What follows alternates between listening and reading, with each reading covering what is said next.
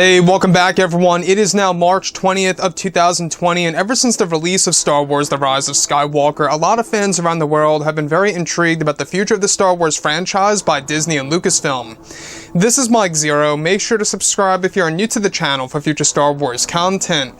Now, the one thing about Disney Star Wars is that we do know that it's currently changing as we speak. Both Disney and Lucasfilm are trying to find ways in order to really regain a lot of the lost fans due to the sequel trilogy era, such as The Last Jedi and The Rise of Skywalker as movies by Rian Johnson and J.J. Abrams. Now, currently Dave Filoni is very much hard at work on developing the new Star Wars universe that's really going to kickstart with The Mandalorian Season 2, and not just that, Jon Favreau is also involved in developing this new Star Wars universe that's really going to be modeled after the MCU. It's not just about television, but it's also about the movies, the books, the novels, comics, and video games that's all going to interconnect with each other.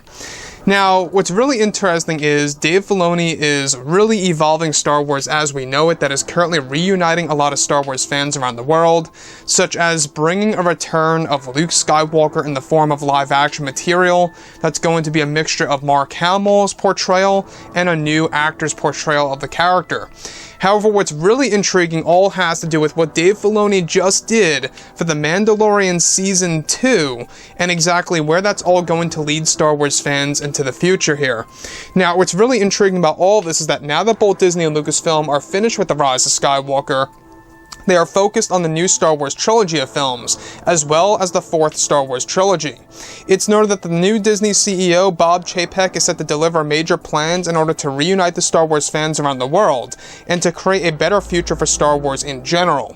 It's explained that Bob Chapek is letting creator Dave Filoni make major changes to the franchise by introducing new Star Wars material. It's noted that it was actually Dave Filoni who initiated the plan to create a live-action version of Ahsoka Tano to appear in The Mandalorian Season 2.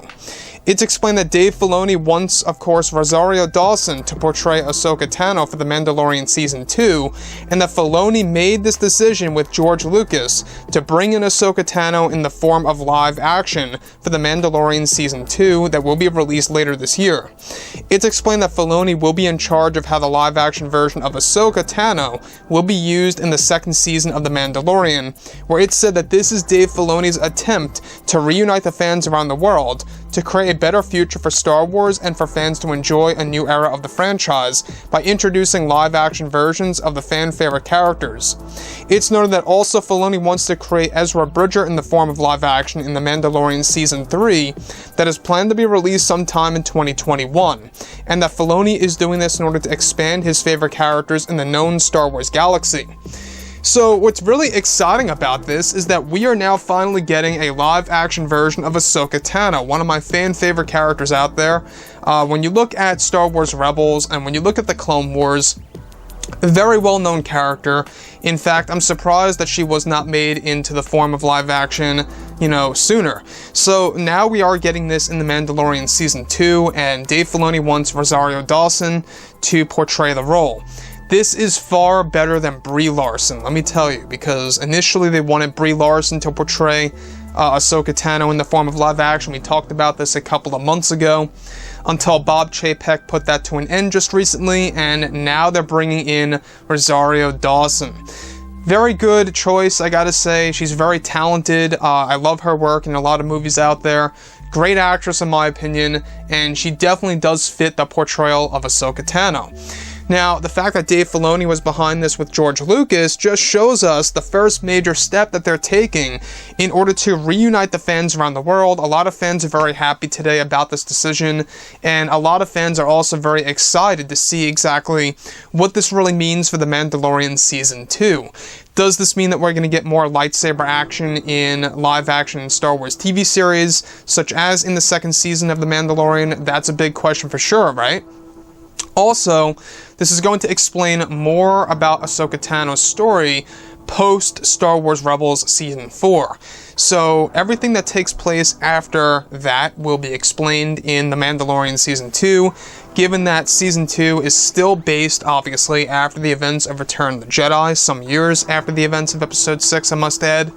And that's really going to give us a different angle to Star Wars in general. Now, the last thing I just want to really touch on here real quick is that Ahsoka Tano in the form of live action is really going to be something, I gotta say. I think that this is really just the tip of the iceberg of what we can expect to see on Disney Plus in the form of live action material, and exactly what they really want to do in order to really kind of just evolve Star Wars as we know it, and to really just reunite the fans and to treat the fans with greater respect. And that, to me, I think is the ultimate path to go. Now, given the fact that Kathleen Kennedy is no longer involved with the creative choices, you can see that she won't be interrupting with Ahsoka Tano's portrayal. So with that being said, guys, drop a comment below. Let me know what you think about all of this in the comments, and if you guys did enjoy the content for today, do make sure to drop a thumbs up on this video to support the channel. I thank you all so very much for the kind support, and I'll catch you guys next time.